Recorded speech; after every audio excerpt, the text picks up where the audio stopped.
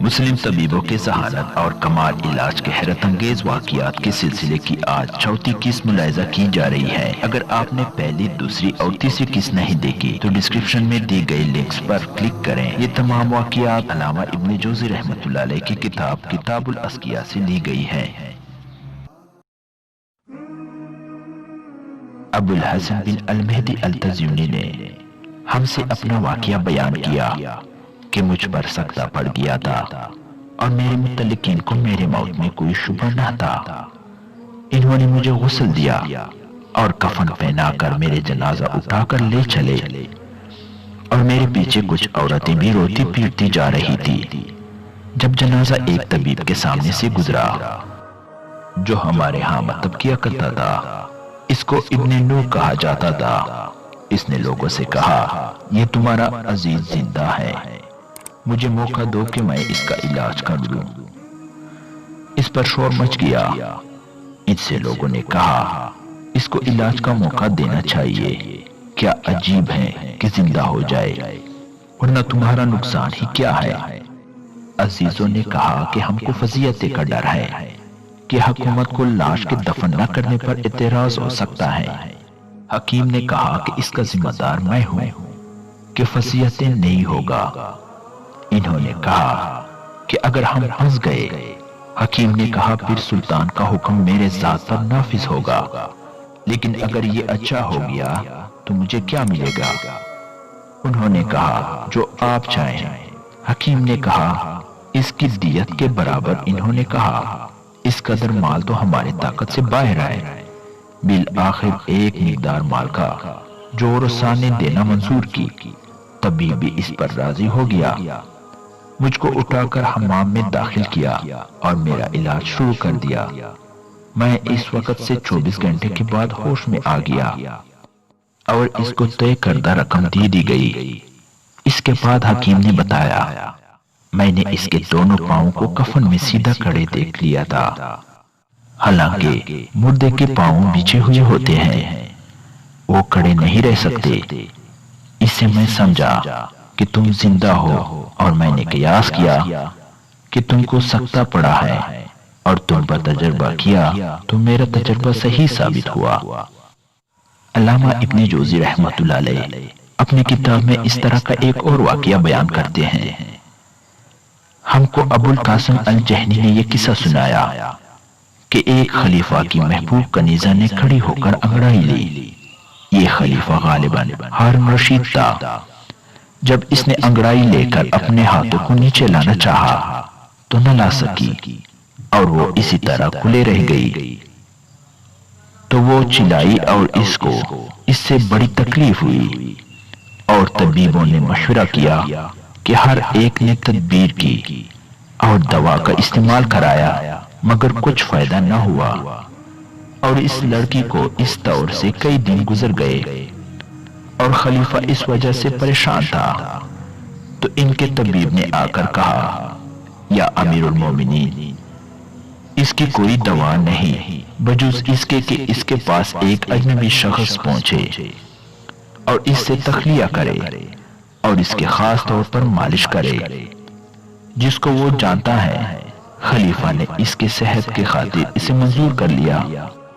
پھر طبیب نے ایک شخص کو حاضر کیا اور اس نے اپنے آستینوں سے تیل کی شیشی نکالی اور کہا، میں چاہتا ہوں کہ اے امیر المومنین کہ آپ اس کو بالکل برہنہ کر دیں تاکہ اس کے تمام اعضاء پر اس تیل کی مالش کروں۔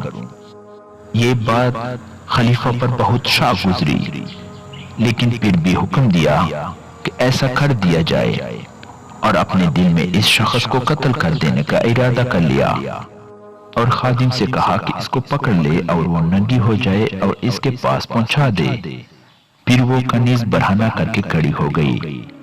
جب وہ شخص اندر گیا اور اس کے قریب ہوا تو اس کی طرف چل کر اپنے ہاتھ اپنی شرمگاہ کی طرف بڑھائے کہ اسے چھونا چاہتا ہے۔ اس کنیز نے فوراً اپنے دونوں ہاتھ سے اپنی شرمگاہ کو چھپا لیا، اور اس وجہ سے اس پر شدت کے ساتھ گھبراہٹ اور حیا کا غلبہ ہوا۔ حرارت طبعی کے پھیلنے کی وجہ سے اس کا بدن گرم ہو گیا اور اس نے اس کے ارادے کو پورا کرنے میں مدد پہنچائی۔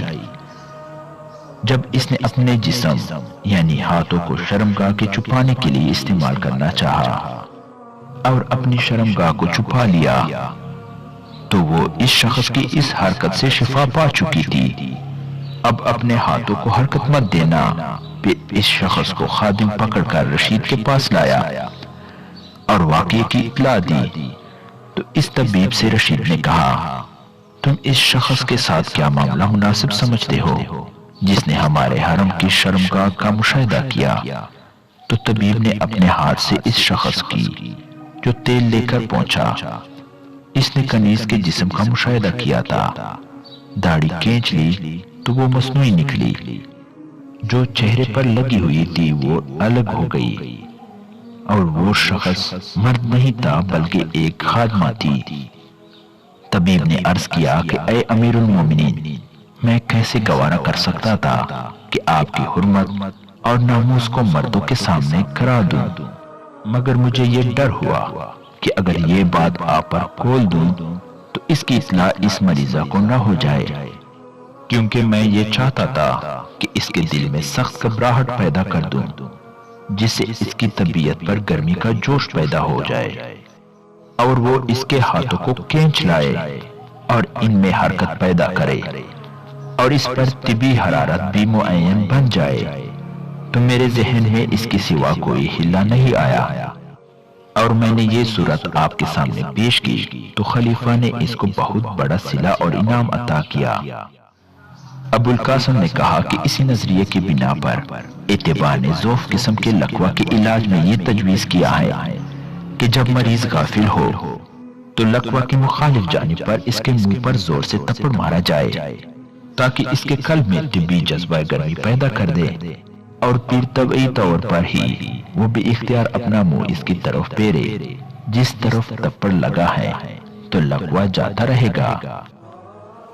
اس کے بعد کا واقعہ ایک خاتون طبیبہ کا ہے جو اپنے دور میں حیرت کن ذہانت و مہارت کی بے مثال طبیبہ تھی۔ علامہ ابن جوزی رحمۃ اللہ علیہ فرماتے ہیں کہ مجھ سے بشیر بن مفصل نے بیان کیا کہ ہمارا حاجیوں کا ایک قافلہ سفر میں تھا تو ہمارا گزر عرب کے پانیوں میں سے ایک پانی پر یعنی ایک قبیلے پر ہوا۔ ہم سے بیان کیا گیا کہ یہاں خوبصورت 3 بہنیں ہیں اور کہا گیا کہ وہ مطب کرتی ہیں اور علاج کی ماہر ہے۔ ہم نے چاہا کہ ان کو دیکھیں تو اس کا یہ ہلا کیا کہ اپنے ایک ساتھی کی پنڈلی کو ایک لکڑی اٹھا کر اس سے چھین دیا یہاں تک کہ اس میں سے خون بہنے لگا۔ پھر ہم نے اس کو اپنے ہاتھوں سے اٹھایا اور لوگوں سے کہا کہ اس کو سامنے کاٹ لیا ہے، کوئی ہے جاننے والا؟ تو ان میں سے چھوٹی بہن نکل کر آئی، ایسی خوبصورت تھی کہ معلوم ہوتا تھا کہ سورج نکل آیا۔ وہ آ کر اس کے سامنے کھڑی ہو گئی اور کہنے لگی کہ اس کو سانپ نے نہیں کاٹا۔ ہم نے کہا کیسے؟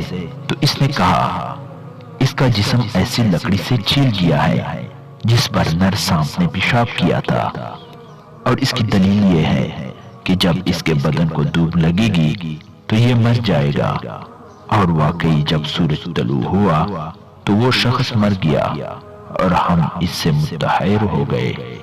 اس سلسلے کا آخری واقعہ علامہ ابن جوزی رحمۃ اللہ علیہ بیان کرتے ہیں۔ ایک شخص نے ایک طبیب سے اپنے پیٹ کے درد کی شکایت کی۔ طبیب نے پوچھا کہ تو نے کیا چیز کھائی تھی؟